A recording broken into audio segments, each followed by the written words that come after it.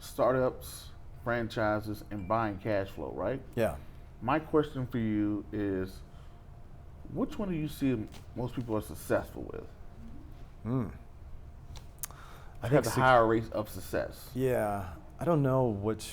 I would have a hard time making that determination. I mean, overall, small business. I mean, it's the stats are pretty well known. I mean, the ones that make it, 5 years, the ones that make it 10 years. Mm-hmm. I mean, they're very low percentages overall, right? Small business.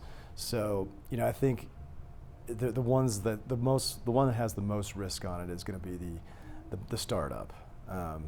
Because you just never know. I mean, what's going to happen there? I mean, you could invest your money and never see a penny come in revenue-wise. Wow. Yeah. And then you could, buying a cash flow business. I mean, you're buying cash flow. The goal there is to buy the business, learn the business or figure out what you're going to do with the business, go through that transition and then build the business without augering it into the ground. And then, I think that one's probably the one that, would be second. I have a hard time saying which one's like between franchising and that, and which one's going to have better success. But, I mean, at the end of the day, I think if you're buying cash flow, you're going to have a longer runway to sort of learn that business and build on it, versus if you're starting up a business from scratch. The thing is, when you're starting a business from scratch, you have to be very well capitalized. I mean, you have to have, because what you may have planned for that business that you just started up may not pan out. So if you need to change course or in midstream, you need to have that capital to be able to make those adjustments so that you can be successful. Whereas when you're buying cash flow, you obviously have the cash flow of the business to sort of help you with that capitalization as you grow the business or try to change course with that business. Okay, let's switch gears for a second. Let's say if you're someone that owns a small businesses, whatever the case may be, you had a little startup, it's doing pretty well, maybe it's a mom and pop spot, and now you're looking to sell it. How do I sell a business? Can I go see a business broker for that as well? The way you don't want to put up a sign in your What's wrong with that? Can't do like a used car? I'm thinking probably your customers are going to go, oh, you're selling. Yeah. Okay. So you might lose some customers that way. Okay. Not to mention your employees might wonder, well, you're going to have a new owner or so. Mm-hmm. It's selling a business has to be confidential. Oh, it has to be. It has to be. I mean, wow, that's why I can't ever. Yeah. I just see companies just get sold. I don't know what happened. Yeah, I know. That's when you wake up in the morning, you're like, so and so just sold. It's always confidential, and because if you go, because it's not always a guarantee that when you engage a buyer, like you're going to be successful at selling that business. And it's best, in terms of holding the business together and making sure ensuring its longevity based on what's current performance is, that you sell it confidentially so that when a buyer does take it over, everyone's sort of, okay, this is, now it's, everyone has to embrace it immediately, basically, and jump on board. We sell businesses confidentially. So how do you go about selling a business? I mean, you engage a broker. That's the right way to do it, because why would you engage a broker?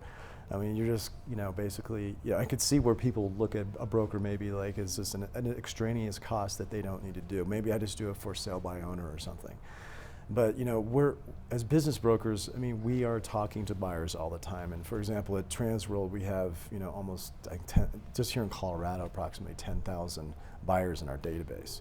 Now, not every one of those buyers is a qualified buyer. At the end of the day, we as a business broker need to find that business a qualified buyer, somebody who is going to be successful with that business. They have the financing to do the deal, and they can get through a transaction. So that's kind of, I think, if you want to sell the business, you want to be successful at it, it takes about a year to do it, and that's not something that an owner is going to be able to spend time on and run the business. And when you engage a broker, the seller, although I know it's hard to do because I sold a business and I know this, but it's the seller's mindset. It needs to be focused on running the business. They cannot be focused on, oh, I'm going to sell my business, you know, because then things will start to, you know, creep in and bad things might happen, and, you know, you start to, you know, maybe have to like scramble. So I feel like, you know, when you look at selling a business for, you know, or for a business owner, you know, engaging a broker to help you find that qualified buyer, getting that and helping negotiate for the seller, you know, an agreement that, you know, sort of the terms of an agreement, helping to negotiate that so that a deal can get under contract, and then, you know, shepherding both buyer and seller through the process of due diligence and the close of the transaction. Wow. Yeah, it's a lot of work. I mean, it's a lot of work to find a buyer. It's a lot of work to get a deal done. And, you know, if you're putting all your time into doing, you know, trying to sell your business, you're probably going to, you know, potentially damage your business. Got it. Now, when we go back over it, you know, when people say, you say engaging business brokers, how can someone get in contact with you? You know, someone who's watching or listening or whatever the case may be, and say, you know what, I thought about buying a business. Yeah. I thought about selling a business. How can they get in contact with John Woodhull? Well, you want to get in contact with me directly. They can, you know, go to our website at tworld.com. Okay. And, you know, you can look up, I mean, I'm John at tworlddenver.com. That's my email. So, okay. But Tworld Denver, I mean, if you go to tworld.com, you can kind of see, you know, a lot about who we are as a company. You can see some of the listings, or actually all the listings that we have. In our office here in Colorado, we have approximately 12 brokers like myself cover the state of Colorado. You know, we have, you know, approximately a couple hundred listings, you know, that are for sale. So, you know, definitely do a lot of transactions here in Colorado. And one last thing I want to hit: when someone goes into that, if I want to sell my company, how long does that usually, you know, like selling the house? That it varies. It takes a year. Does some companies just sit there because it's horrible? Yeah. What if you got a bad business? Yeah. Can you still sell it? You can. I mean, sometimes there are unicorns out there. You know, like, you know, say, hey, I got a business, not really making money, got a decent product, maybe the marketing. You know, I think the deal is that we always come from the standpoint that, you know, there's a buyer out there for probably every business. You know, so sometimes, you know, for whatever reason, some businesses seem more sellable than others, and they end up being difficult to sell. Sometimes it doesn't seem like a very sellable business, and it sells really fast. So, you know, there's really no rhyme or reason or sort of, you know, broad conclusion I can draw there. But, you know, obviously, some of those things, like, you know, in terms of what your business looks like, you know, cash flow wise, or your involvement in the business, you know, those are the things that are going to, you know, help in terms of attracting more buyers. Because the more activity you have, the more interest you have, probably the more likely you are, you know, the more quickly you're going to sell the business. Okay. Yeah. All right. Is there anything that you want to pass out to our listeners out there, viewers? Nope, I don't think so. You Other don't than think so? maybe do you want to buy a business? Yeah, one day. Like, you know, when we initially spoke, I said, hey, you know, I'm looking 5-6 years down the line to maybe one day be able to make something happen. So. Yeah. I mean, I think that the goal is, you know, we at Transworld, you know, our goal is to find, you know, good buyers for good businesses is our sort of our tagline, and we truly mean that. It's like we want to, you know, make sure, like, whoever's taking over that business, that a seller has spent, you know, time building, that person is successful, and, you know, so it's a win-win for, you know, both sides.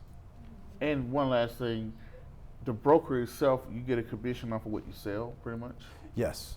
So we are paid from the seller's proceeds. So you know, so it's indirectly from the buyer essentially. But you know, our agreement is with the sellers, you know, exclusively.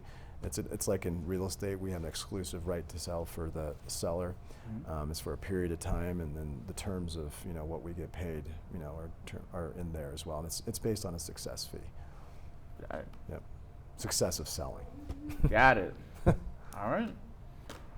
Well, thank you for stopping by, John. It definitely was a pleasure. Prince, thank you for sharing the knowledge. Yeah, thank you for inviting me. Okay. Yeah, thank you. Once again, ladies and gentlemen, boys and girls, until the next video, podcast, cartoon, show, or whatever else crazy you see me do around the world, peace, be safe, I'm out, and thank you.